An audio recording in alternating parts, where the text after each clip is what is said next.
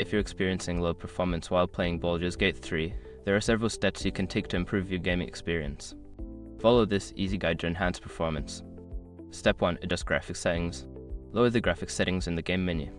Reduce options like texture quality, shadow quality, and resolution to decrease the load on your system. Step 2. Update drivers.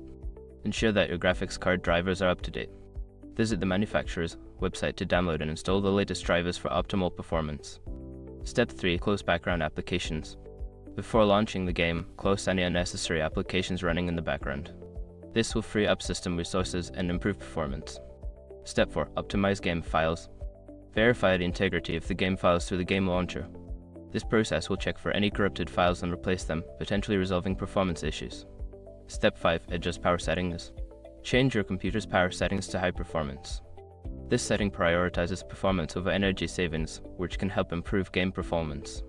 By following these steps, you should see an improvement in the performance of Baldur's Gate 3. Enjoy your gaming experience.